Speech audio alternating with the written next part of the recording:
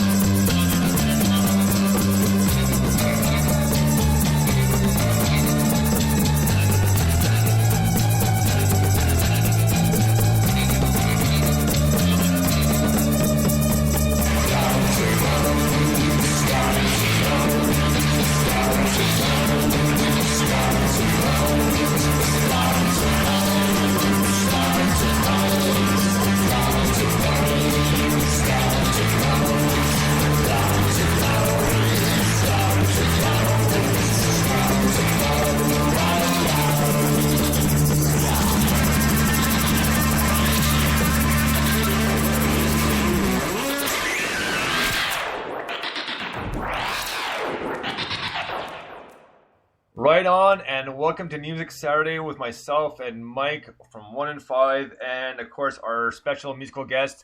Welcome, Harry, who is ill-advised. Welcome back to the show, man. How's it going? Good. It's great to be here. Thanks for having me. Oh, man, I've been looking forward to this all weekend. Like I was saying off-air, that people noticed that NMS is on Snapchat at drbones1979, and we've been promoting that on Snapchat, on Instagram, Doc Bones, and the fan page, a whole deal, just because very excited about this interview because you have a new album coming out June 2nd. And it's you can pledge, and it's at what, pledgemusicilladvised.com? pledgemusic.com//ill-advised. So you can pledge to receive stuff from this new album as well as a new album.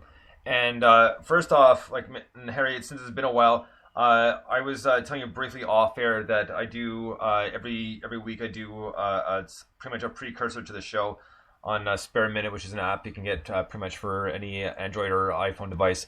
Anyways, point being is I was talking about the new album yesterday, and even though it's 6 p.m., we're gonna let a couple things slide. So we'll give sort of a warning. It won't be completely full of vulgar language, but it might be here and there. But the two words I gave was "holy fuck, man," because I couldn't believe that album blew me away. I'm just very, very impressed because it wasn't just a change; it was a drastic change from Parkway Divides, and just I didn't know really where to start to ask you questions about the album, like really, because it's so different and so like interesting and entertaining. I think the first question is where did the concept for the album come from? Because from Parkway Divides, this one, like I said, it's just a massive change. Well, first of all, thank you so much for saying that. It actually started. I started recording, I believe, like the day Parkway Divides was released. So that would have been the end of November 2015, and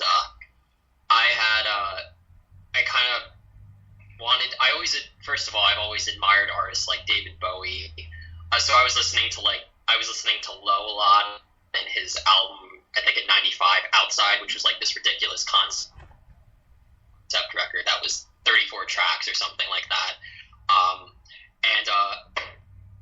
Through that time, I also was still in college, so I was taking a creative nonfiction course, and we had to research something that happened in our family history and write about it. And I actually did some research about my great-grandfather on my mother's side actually died in a mental institution in the 1930s. Oh, wow.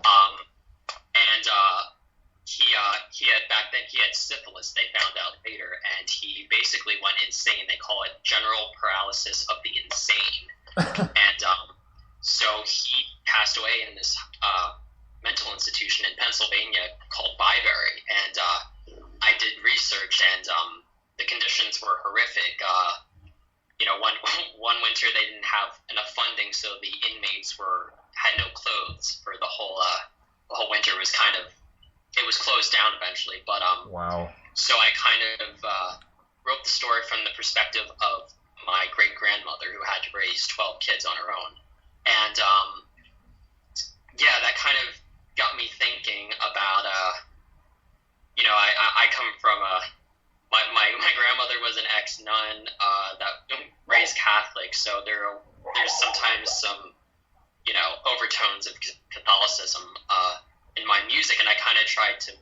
It got me thinking really about, God and going insane, and the idea of saints and whether or not are they just crazy people, or is there something, or is a higher power really speaking to them? So some of the tracks kind of influenced that, and then as 2016 started and the presidential election kind of started to ramp up with Trump, I started to kind of draw a lot of parallels between the whole insanity concept, between what was going on in the country.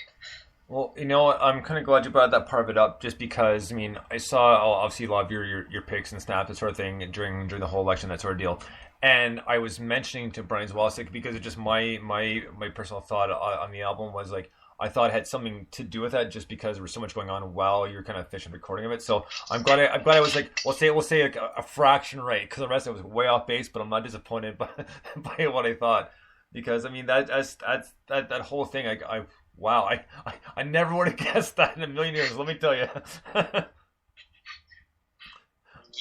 no, I was kind of there is a concept behind it, but it's kind of whereas Parkway Divides was kind of an outward expression of what I was going through, Masochists is kind of turning the anger inwards and kind of trying to understand a world that doesn't really make sense anymore, where everyone seems to have lost their minds.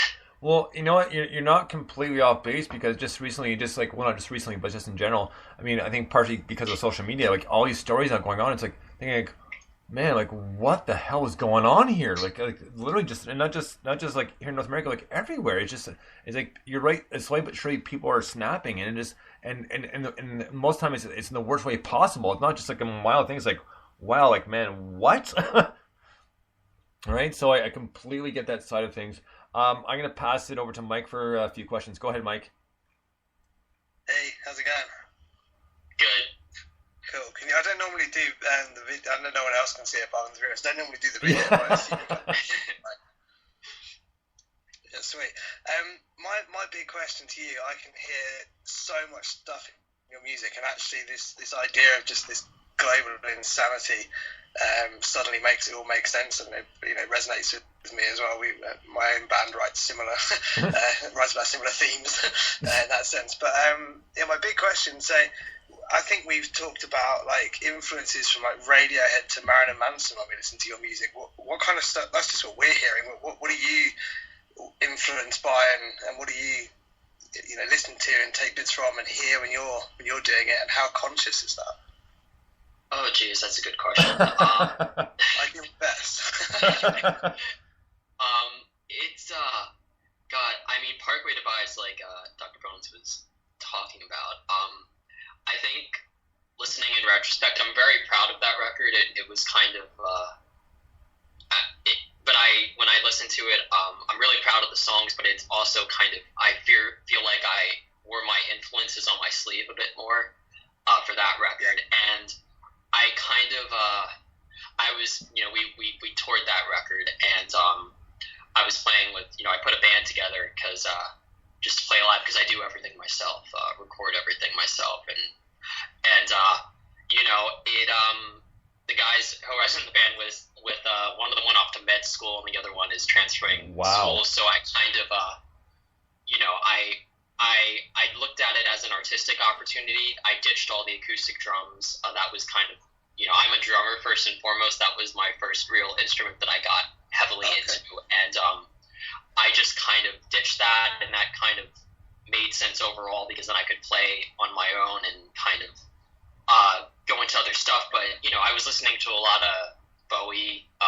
Black Star came out, and that totally blew my mind, because here's this guy, almost 70 years old, and he's running circles around people, 40, right. 40, 50 years younger than him, and I just thought, oh my God, this guy, is still at the top of his game, and it made me feel like I really had to step it up, and so I kind of wanted to, let the weirdness kind of come out a little more, whereas before it would be kind of like, well, you can't do that, so I just said, screw it, and but overall, I mean, Trent Reznor is a huge influence just because he kind of dealt with similar things when he was starting out. He couldn't find people who got what he wanted to do or to play with, or so he did everything himself. So Nine Inch Nails, the Bowie records in the 70s, the Berlin trilogy, obviously. Outside, like I mentioned, that was a real influence in terms of, taking industrial. Right. And I don't really know what you call this record. I mean, I don't really know what alternative is kind of the catch-all, but it has a lot of electronic I think elements. Basie nailed it when he said "fuck yeah." That's what you call it. Yeah. Yeah. Some people have called it dark and danceable. I mean, I'm like, okay, that works.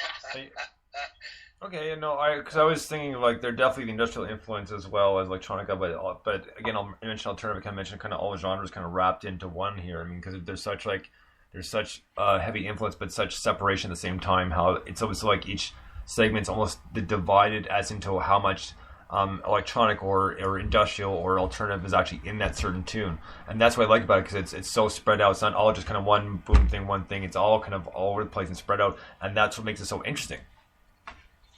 Well, thanks. That's really the point of what I have a lot of different influences because I grew up as a kid. The school system I went to was funded by this guy Glenn Miller, who was a World War II band leader, and his estate, when he passed away, funded the public school system. So I was learning how to play violin in first grade, and then trumpet. So I have a lot of. That's where like the layered aspect of music comes from, the kind of orchestral. I view when I'm arranging music, I look at myself more as a composer, and so I try to bring different aspects because I don't want to be pigeonholed. I don't want to be a one note sort of thing. I mean, I could have easily made this record like a really kind of cliche industrial record with just like heavy stuff but that doesn't, it's, I as an artist, I want to be multidimensional. You know what, and that's a great thing to be, because I mean it's maybe not, it's frustrating for the creator, but I guess frustrating for the listener as well if it's just kind of one certain or specific genre, because people are more inclined to want to hear different stuff and it kind of mixed in, and that's what music seems to be more and more about these days, that people are dabbling in different genres and kind of mixing into one. But again, it's still hit or miss. I mean, either you do it properly and do it right. I mean, but again, that's in the ear of the beholder or the listener. Sorry, but at the same time too, is like it's not an easy thing to do. Despite what people think, it's not just sitting down at a computer and going boom, boom, boom, done. I mean, it's just there's a lot of working behind it that people don't seem to get, and the more they learn about it, like, and the more interesting it becomes, and more like more we'll say respect you have for the actual artists themselves as to what they're doing. No, I mean, from the last record, I make records. Like, that's right. What I grew up on. I grew up listening to records, and then, as the 2000s went along, like, there were still some rock bands. I grew up in Jersey, so My Chemical Romance was from a few towns over, and I mean, they made records, the Black Parade, stuff like that. Right. And then you kind of get into the 2010s, and it's singles, it's kind of a throwaway mentality. So it's kind of the sort of thing where you kind of make the record for yourself, and then people are going to grab the singles and do whatever they're going to do. But I mean, I work artistically. I mean, I just think in terms of the album format. So right. It just comes natural. Nothing is really a conscious decision, like in terms of even changing styles, like you said. Like it just seems logical that you would progress as an artist, and I think that's part of kind of one of the things that's held rock music back in the 21st century is a lot of people seem content to just do the same thing over and over again, and some people enjoy that, but I mean, I've always, like I said, always been into artists like Billy Corgan or David Bowie or Trent Reznor who just change it up every record. Well, you know what, man, I totally agree with that, because there has to be change. Music is cyclical, but it's at the same time too, is it has to evolve in some shape or another, and that's what happens. But they got to kind of push it more than just the kind of basic stuff, because you're right, it does get a little boring after a while. So I'm not saying that the music's not